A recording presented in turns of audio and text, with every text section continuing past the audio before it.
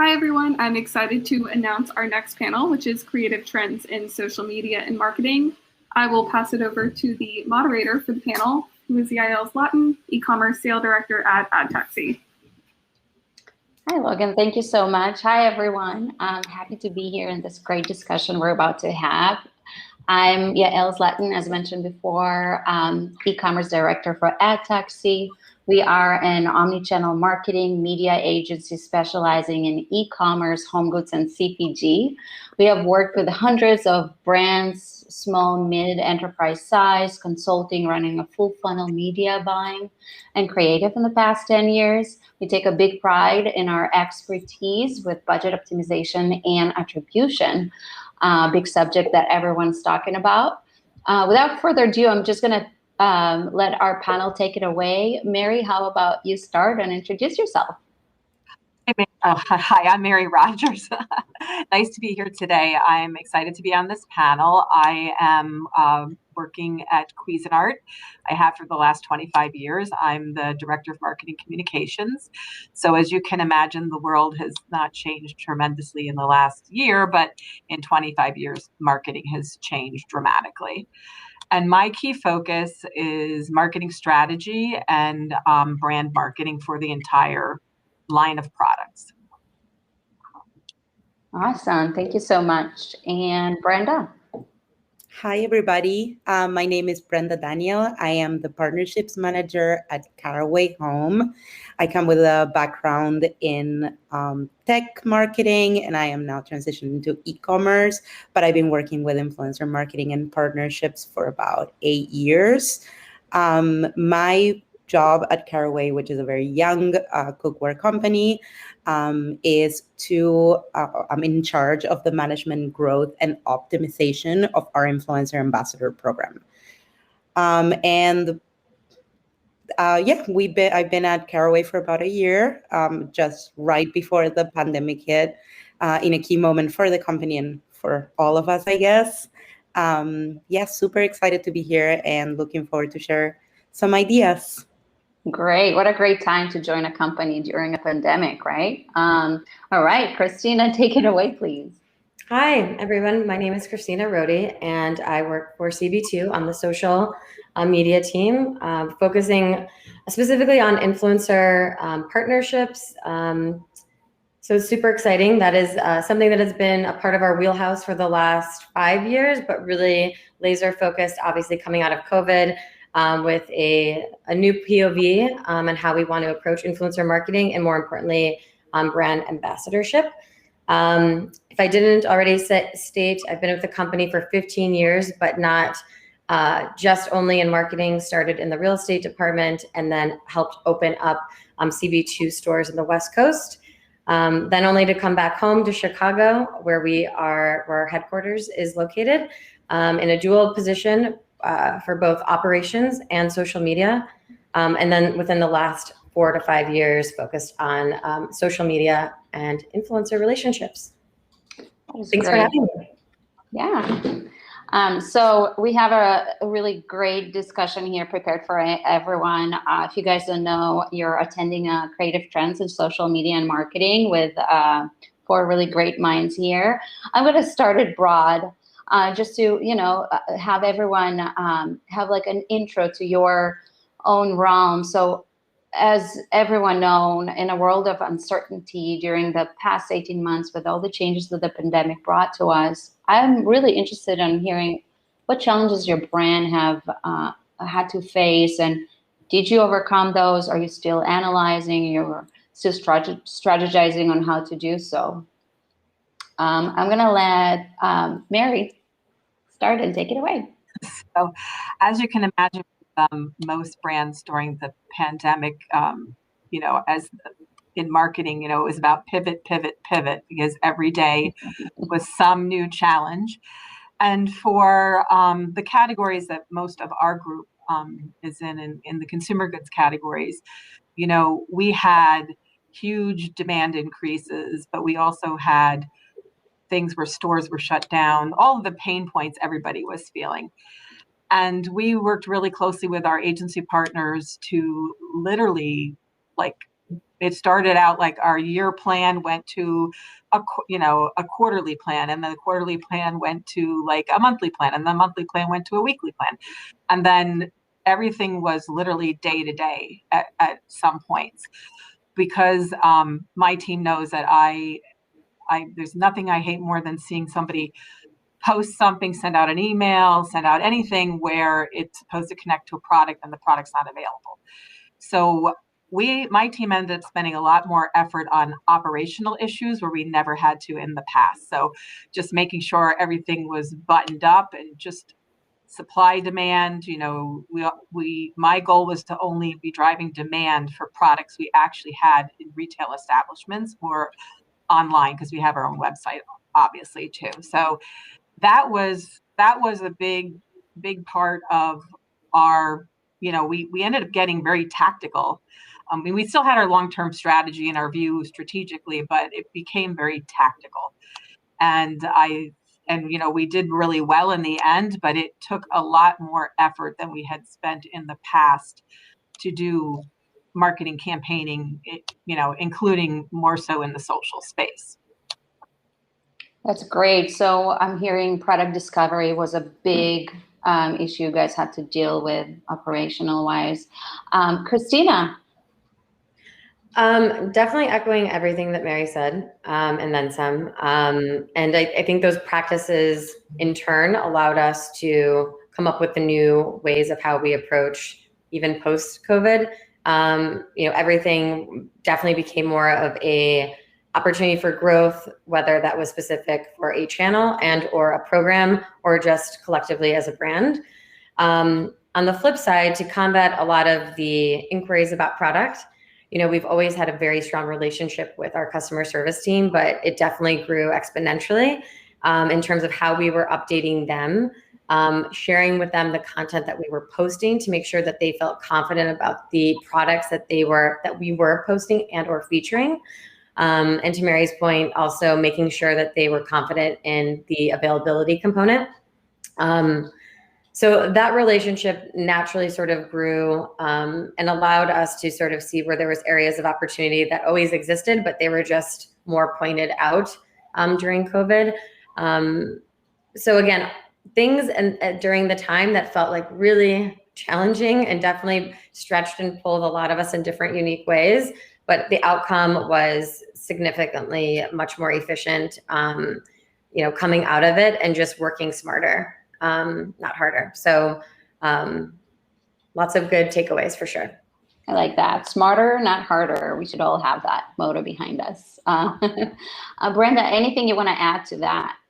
Yes, definitely echoing to all the operational problems with international shipping and other issues that we've been encountering. So definitely a lot of our effort was towards that, and we actually were out of inventory for a little bit, which kind of put us in a complicated situation. But I might want to add that, particularly because I worked the whole time during the pandemic, there's sort of a very short before and very large after. Basically what happened was that we launched in November 2019. And that was very close to the time that we were told to go back into our homes. So there was a whole interest in between influencers already to work with us, and we were getting all the time an inbound requests for collaborations. So there was definitely something that we knew that it was a resource that was sort of unexploited. So we already had the intention of starting something around the ambassadorship and kind of program. When the pandemic hit, we ended up being in a actually much better situation, as all influencers and all content creators are suddenly forced to stay at home and now have to create content inside of the four walls. And the interest in working with Caraway became very, very quickly sort of, spread all over Instagram, because we also have a very amazing and talented growth team that really did a wonderful job at getting us everywhere on Instagram. So it happens to me to this day that whenever I say where I work, they say, oh yeah, I've seen you all over Instagram. Sort of like our thing. Basically, as time went by, and with the rise of home cooking and at-home content creation, we sort of run into the challenge that social ad became more expensive and it became less effective. So efficiency took a big hit, and there's a whole thing about trying not to get all our eggs in one basket regarding growth. It's very easy to grow, but at the same time, there's a lot of limitations, and it becomes more and more expensive as we go. What we found on the ambassador side is that we can, with very little investment, we can get the program to sort of pay for itself and concentrate on just the gifting side and the commissions instead of the paid traditional model of influencer marketing that companies usually use for growth and brand awareness. We are trying to make that a sales channel, and not like, that's why my team lives under the growth umbrella as opposed to the brand umbrella, which is the usual influencer marketing situation. So in terms of challenges, the first one was to, okay, how do we onboard all these people and make sure that we're giving the same message and that we organize this partnership for the long term? So the first year was all about that. It was about creating a structure and about really starting to grow the base of our ambassador program.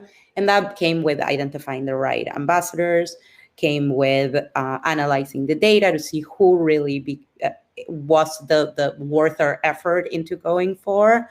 And that was the whole year.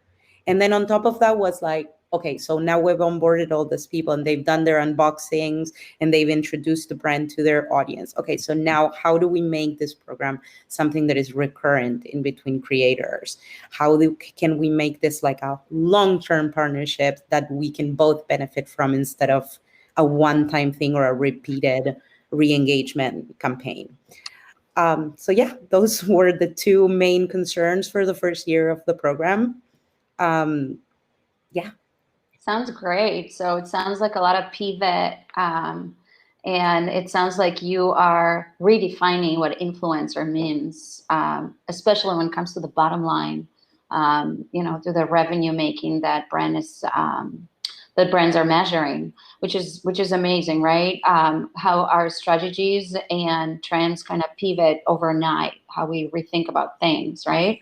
And so talking about trends and in social media and the different strategies we all have, I just wanted to ask you if you have tested perhaps, or if you have noticed any trends in the realms of social commerce, story ads, AR, video messaging, sequential messaging, anything around that realm, if you have a chance to test these strategies, or if you've seen any trends that kind of had an interest to your brand. For CB2, historically, when we first started giveaways, we saw during COVID, and especially coming out of COVID, a lot of co-branded, a lot of brands coming together and providing different giveaways to help, create some new and fresh content and or engagement on their channels. Historically, for us, we have never seen giveaways really perform well when we've hosted them, even when they've been attached to a really compelling offer. That being said, we did see a lot of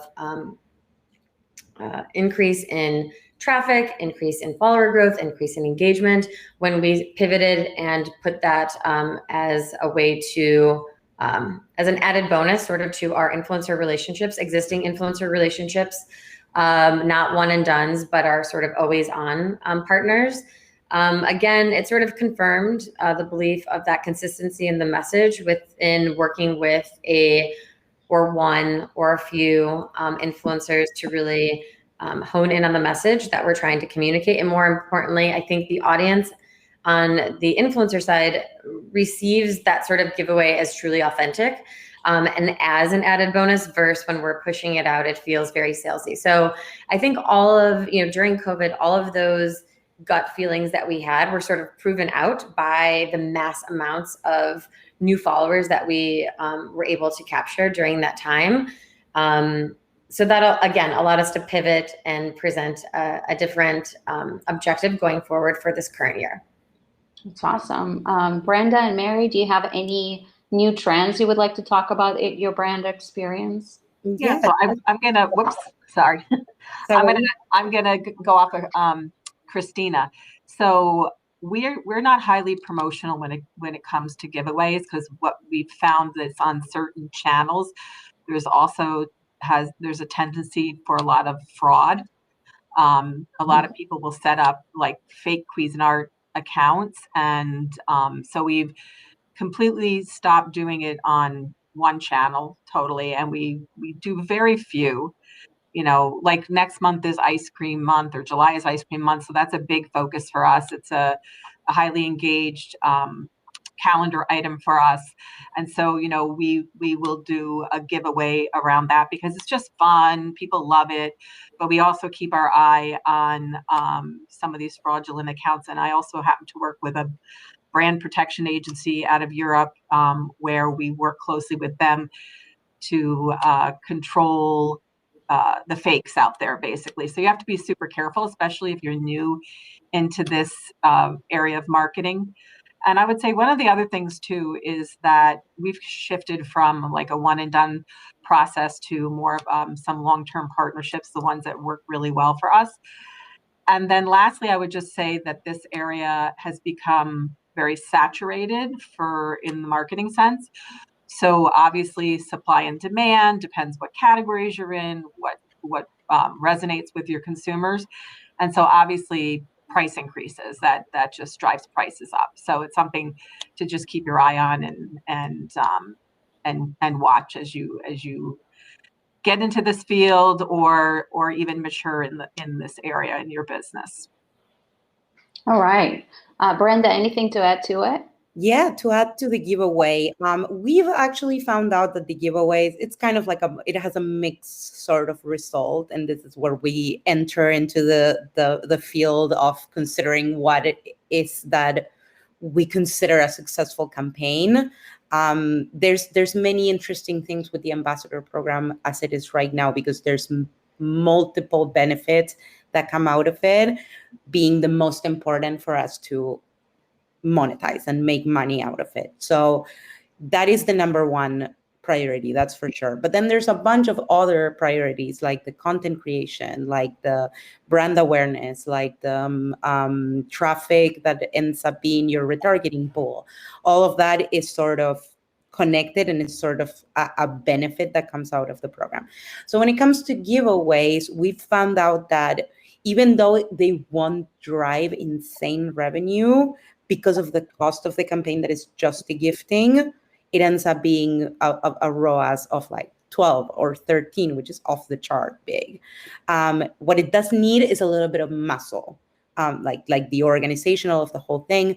We inverted the whole giveaway obligation. That is something that the ambassador is responsible for. They choose the winner. They promote the whole thing as they want to do it. And we only ship the cookware, and that's our responsibility.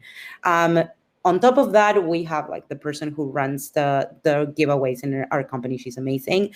And basically she does the best also to instruct all the ambassadors to do the giveaways in certain ways, so we make sure that it's the most conversions or the most reach that it could have. And on the ambassador side, and this I do believe that is a trend, a good ambassador that really has that community, really engage with them, makes the whole situation seem like, hey guys, my friends from Caraway, I convinced them to give you as a present a full set. And this is sort of like a give back situation for the ambassador. So for one side, we can sort of play with which is the way to enter the contest, depending on what it is that we want to get from it. There's ways of doing it, like via, okay, We collect emails, so then we grow our landing. It's not something that we usually do, but it's there. The possibility is definitely there. Then there's the follow Caraway, which is really, really great for social growth, and it has helped us a lot. And then there's the name someone as well. So then the message reaches more and more people.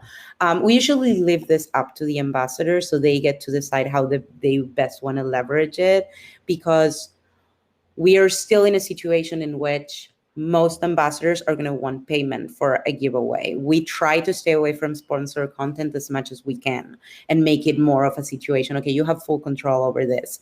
We just put the price, and we all benefit from it. And that's sort of like the core of the ambassador program as we have it right now. That idea that we give you and you give back, and it's a relationship of confidence and a full partnership in which we're trying to cultivate that exchange. And I think this is really important, because just naming another trend on social media right now, we face the whole cancellation culture, and it's very easy to slip and offend someone and end up in like the black book. So in that term, we try to be as transparent as possible, and it is key that we care about our ambassadors. So the growth of the program also needs a little bit of muscle, and the scaling is not completely automated, because the key of what we're giving our ambassador also is the access to us and the support and the tools to make sure that they become successful as well. Because if they win, we win. And that's sort of like the motto of our program. Which is great. And it's a great kind of segue to the next question that I had. You kind of replied most of it, but as things shifted, new client acquisition have changed as well, right? So community and storytelling has become king, I think, for all brands. And so I would really want to hear around, like Brenda, you gave us a few nuggets around the content, how personal the ambassadors are. So it comes from them and not necessarily from the brand. But just if you have anything to add onto how you guys do it with the storytelling, if you have any strategies that allow you to organically acquire clients and move away from that paid media aspect. Well, it has to do a little bit with doing the work in trying to, like, in the outreach, and sort of treat it as a sales situation in which we're trying to build a partnership that is mutually beneficial. So convincing the ambassadors that this can be very financially positive for them, it's the first challenge. The good thing is that the ambassadors take very little risk when joining the program. We do not ask for a minimum cadence. We don't ask for a minimum posting. Under our agreement, they can basically get the cookware and never post about us, because our agreement doesn't really obligate them to do anything. We run under the idea of, I give you the cookware that you need to be able to promote the product, and then I give you a way to monetize your usual wellness / interior design / what would be the third? Design content by including your affiliate link. So then that is sort of like the base of the program. So then, since they take very little risk with it and it's all gains, then it's easier. But you have to sell that idea first, because ambassadors are used to the flat fee sort of situation. So I know it's sort of out there, the program. I think this is sort of like what it's coming in terms of collaborations, that as the ROAS for regular sponsored content keep going down and down, we're going to see a trend in which brands are going to be working on a case by case or on a more personal relationship with the ambassadors, as opposed to a more like an outside or third party affiliate. Okay. Christina, anything you want to add on to new client acquisition via storytelling, content? Yeah, our situation is a little bit different because CB2 has been around, but it's a growing brand. Some people are familiar, some are not. So we definitely have an awareness play there. But our influencers have always started pretty much as interior designers. interior designers don't necessarily think of themselves as influencers. So I would say that for us, the road has been a little bit easier because out the gate, interior designers equally have been hurt post-COVID. They are consultants. They are always looking for jobs, and they don't have the time to manage this robust social accounts on Pinterest and on Instagram and on Facebook. So it makes a lot of sense how we approach it, as we're here to help. We have a growing brand. We have a beautiful collection. We have obviously different channels that we use to promote interior designers and collaborators.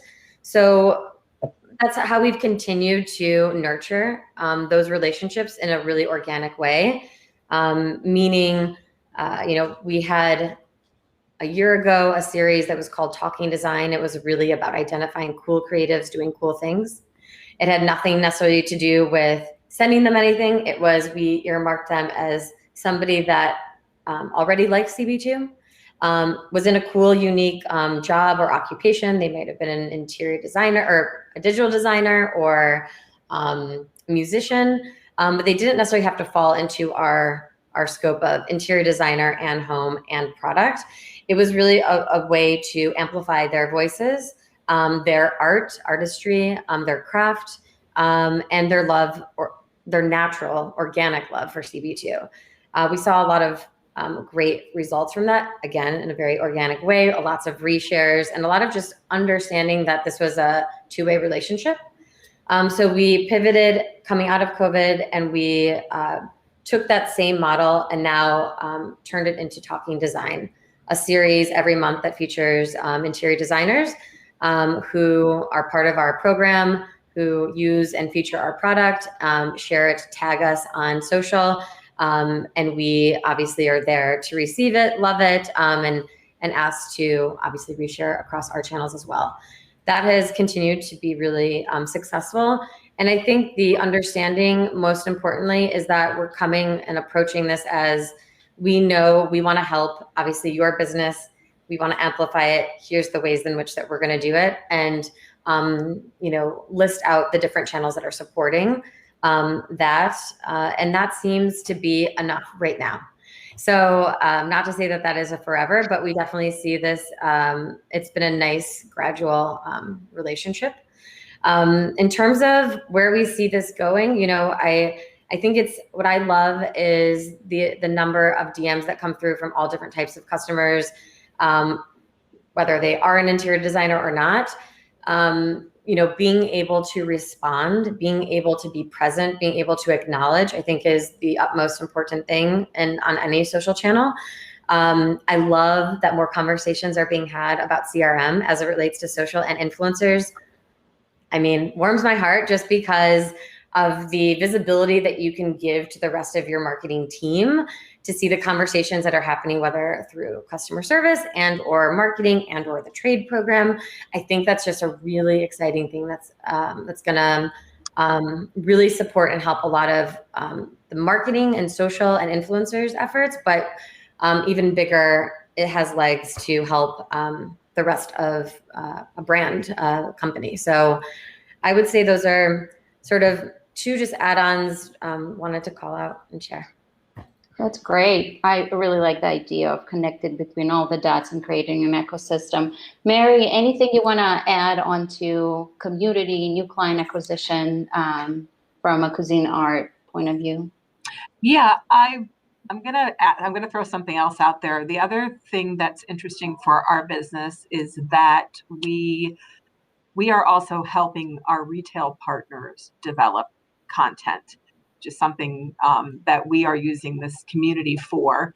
And we also use some other partners to develop content specifically for social and other channels. We also do a lot of repurposing across channels, not necessarily just social channels. So that's become super important to our business. And our retail partners are just not set up to support every brand that they sell.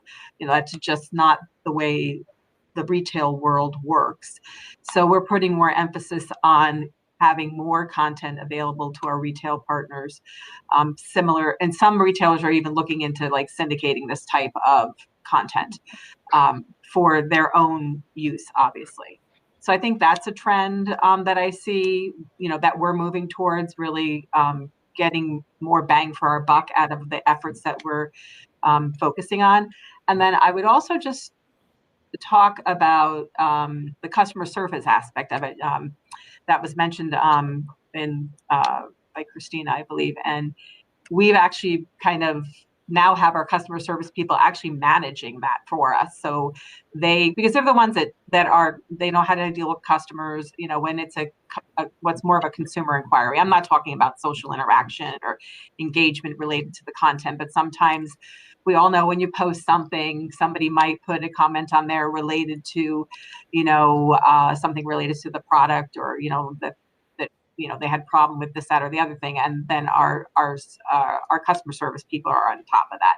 And that's something actually we only integrated, I want to say, like a year and a half ago, because it just didn't make sense for our agency partners to be like working on that type of thing. But it definitely helps us provide better service to our clients and to the community.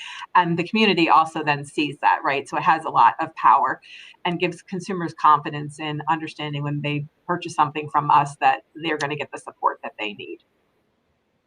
That's really great. And so another great segue to speak about, when we are talking about having an ecosystem within your brand, having a community, storytelling, client acquisition. It's almost, we cannot not talk about KPIs and attribution, right? So iOS is upon us. We have seen changes around the privacy realm. And I'm just curious to hear how you guys are dealing with that. Have you seen any effects on the social channels, Facebook, Instagram, Snapchat, whatever channels you are? And then if you have seen any effects, did it affect your KPIs? I'm going to let Christina take it away if that's okay. No problem. It's a little bit too early for us to tell, to give you an answer on that. I definitely know that our team was very much ahead of it, or in front of it, I should say, in making sure that everybody was well versed. Didn't matter what channel you were on in terms of how this could have impact across the board for various channels and the marketing team as a whole. So that we all felt really good. I think at this point, again, like I said, it's a little bit too early to tell where we haven't seen anything dramatic. The organic and or influencer side, I think it's just made us think through smarter why, say, for example, an ambassador program is now the time, or a Facebook group is now the time, or different features within social channels that can really hone in on a specific niche and or segment are really important and crucial to long-term growth, and also just securing the new audience that we acquired during COVID. Right on. Mary, do you share the same nuance? I'm interested in, hearing about your KPIs. Have they changed? What are they? How are you treating attribution changes in the landscape? Yeah, so in the past, we had been focused on engagement as one of our core KPIs. We are moving anywhere we can to conversion, basically. And, we're taking steps to do that now. I would say we haven't seen the impact of any of this yet, but I'm more curious to see what happens myself when people go back to work, when people are like maybe not spending as much time on social channels or channels in general. What is I'm very, super curious about mindset, and also the fact that people's schedules are starting to change again, right? So you already have people going in hybrid mode, so like my company's going back half time starting in July. I know a lot of other companies that are doing the same thing. And for our consumer, because they're so focused on obviously their love of cooking and food and food preparation, and they've had a lot of time over the last year and a half to develop new skill sets. And for me, I want to see what sticks, and also how consumers' attitude changes about what type of content they may be looking for. Because once they go back into like full on back to school mode, they could be looking for completely different things. We're already seeing research that states that consumers are not going to be spending as much time making these intricate meals that maybe that they were doing because they were home and they had time and they had literally nowhere to go. Where are they going to go back to? Simple, easy, low ingredient cooking, all the things that were kind of pre-COVID. But I do believe some of the skills that they developed, if it's something that they truly loved, I think that will stay. Yeah, which makes a lot of sense. So Brenda, you told us at the beginning of the conversation around like the shifts of the ambassador or influencer, how you guys treat them. How about KPIs and attribution? Anything changed? Have you had to pivot? Changes? Yeah, definitely with the iOS change, there was a lot of changes on our growth efforts, but this did not necessarily impact the ambassador program, except for the fact that, like, in terms of the activations, they definitely have become a little less effective as the post-pandemic hit, and people are very well, Mary said, starting to go out and prioritizing that kind of spending as opposed to stuff for their homes, which they already spent on last year. So yeah, but at the same time, there's other trends that came by. Like a lot of people are moving. The new home situation is kind of like definitely going up. And I think that trend is going to continue to go as work becomes more and more remote, the whole like being able to move to any part of the country. So we definitely aim to that. The same thing happens with weddings, which are starting to pop up again after a big break and not knowing when they will be able to do it. Young couples are very much our bread and butter. So I think there's pros and cons to the whole thing that happened. And in terms of the KPIs, the onboarding KPIs have maintained the same effectiveness. So whenever we sign up a new ambassador and they do the unboxing, we have a very beautiful unboxing, and that facilitates the creation of the content, and it really does have a good impact. So as soon as we are in full onboarding mode and our ambassadors start going live with their unboxings, we can see that we get to a really good place in terms of revenue and traffic and so on. What is becoming a little bit more complicated, and I think that's the challenge right now, is assess what's the value of an ambassador for the long term, and what is it that we want to aim for. So we do have a KPI regarding the average revenue per ambassador and that kind of KPIs that will allow us to see how it changes from quarter to quarter.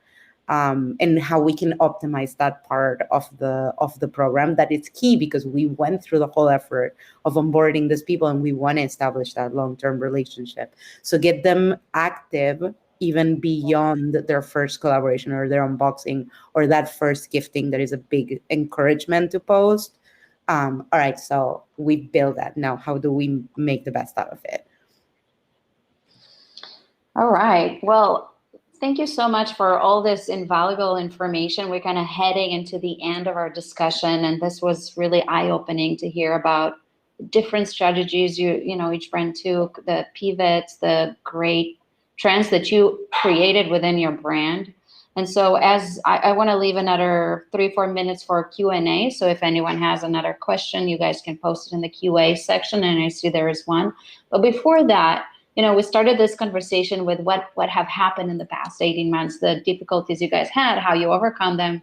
Looking into the future, next 6, 12, 18 months, just in short, can you describe what do you think, what will be your challenges, how you expect to overcome it, or just a trend you want to share with us? I'm going to let Mary take it away. So I think one of the major trends that's common across all of the brands that we're each working on is that even though we're like pseudo post-COVID, there are other things happening in the supply chain which are going to unfortunately make us continue to operate in the same more tactical manner than as we did in the past. I'm sure that a lot of people in the consumer goods area know that their raw material increase. There's a lot of business issues going on. So there's raw material price increases, component shortages, which then of course ripple through the supply chain and then cause supply shortages basically. And it's not, just us. It's a lot of brands. It's furniture, it's refrigerators, it's like, durable goods, it's cars. So unfortunately, we're going to continue to see supply shortages across all of retail. That's one thing that I'm making considerations for. And then also the concern for myself and business in general of inflation and or hyperinflation. And we've already seen the beginnings of this. So all of that's going on at the same time the consumer's going back to like some type of pseudo, post-COVID mode, whatever that means. And then, we're obviously not in the food business. We're not in the fuel business. But, in our categories, pricing is not elastic. So you end up in a situation where suppliers can't eat cost increases like every day of the week. Those prices have to reflect the change in the economic environment. And so there's, concerns about that, concerns about the economy and generally about supply chain and then consumer behavior. So you have kind of like the Bermuda Triangle of post-COVID, which seems that it might be just as tough as COVID. So anyway, that's what I think about. I'm thinking about it like really like, long-term big picture, and then how all of that impacts all of the marketing that we do. And obviously, a lot of times it's most evident in social channels because you're getting immediate feedback from customers, So those are the things I'm thinking about. Yeah, absolutely. Christina, in short, do you kind of share the same concerns? Anything you want to add to Mary's point there? No, I think it's right on. It's exactly where my head's at, but for different reasons. Mainly because I need product in order to give to influencers, obviously, so that way they can promote different initiatives and whatnot. So it's just, again, thinking through the types of partnerships that we're having, what exactly is the intent of the partnership and the goal of the influencer request and or partnership. And sometimes it might not be always about featuring a product. It might be really tapping and leaning into existing customers who currently have product to communicate a specific message that we want to convey during this time. But again, it all starts with the goods. So you need the goods in order to make things happen. So definitely echoing what Mary shared. All right. I'm going to take us into the Q question that we have. I see a question here. I'm going to let Brenda reply it, and then Christina and Mary, if you can add something to it, that would be great. So it sounds like we have a question that says, can you give some insight into quality versus quantity? Many people interested in working with companies, right partner? Yeah, that's a really good question. This was actually question number 1 when I first started with the program. We had 35 people when I first started, and I took it from the brand part, the brand manager, and we are getting into 1,200 right now after 1 year. So it has been a lot of growth in some time. Like I think I pointed out in the beginning, we were very lucky because of the boom of home cooking and everything. We had a really, really great amount of ambassadors, really great quality influencers that were hoping they get to work with us. So we presented the program, we promised to gift them, and we sort of started the whole relationship and the whole onboarding. So how to identify the right partner was the number 1 challenge that I was facing, because for each brand is going to be different.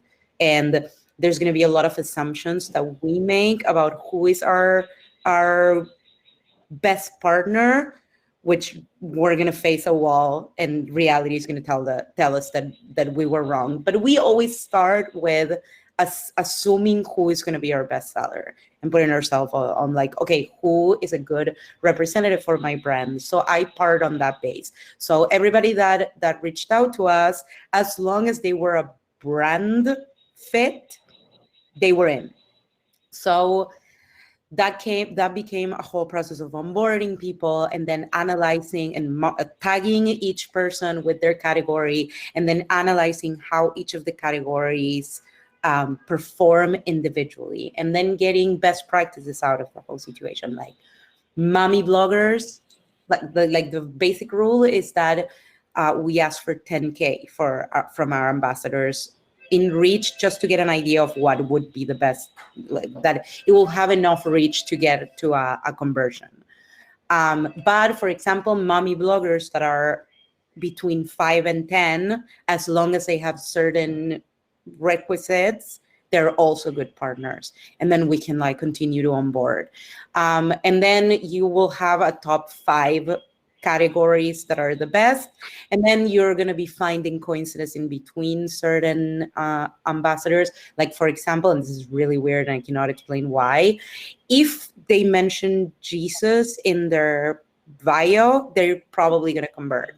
I don't know why, I cannot explain it, but it's a huge coincidence that we sort of found across the board. And maybe it talks about our audience, maybe it talks about many aspects of why this person is influential to their audience. But it's like one of those signs that you sort of think. So by analyzing your results and then taking a step back and looking at them and then moving forward with the categories that best perform for you and taking these little signs are key to identifying the right kind of partner. And your eye sort of refines as you go. That's a really great answer there. Mary, Christina, Brenda, I appreciate your time. It was a great pleasure talking to you today and hearing all about the great stuff you and your brand are doing. I'm going to tell you, I think we're running out of time, so I wish you well and have a great day. Thank you so much. Thank you so much. Very great. Thank you. Bye. Bye. Bye-bye.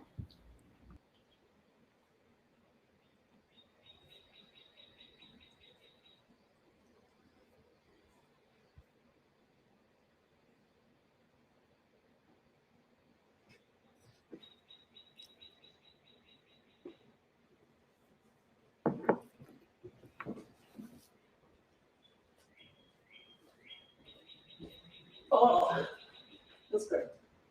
No reason to be nervous whatsoever. Yeah. It was like a conversation I really had. Awesome. Oh, you're the best. Good job, It Brian. was fun. 5? We'll see if anything comes out of it. Oh my God, Brenda, you're so amazing. They should pay me to do this. We want to hire you. We're going to offer you $10 million a year base plus 50% of gross revenue. That's what you cut from it, right?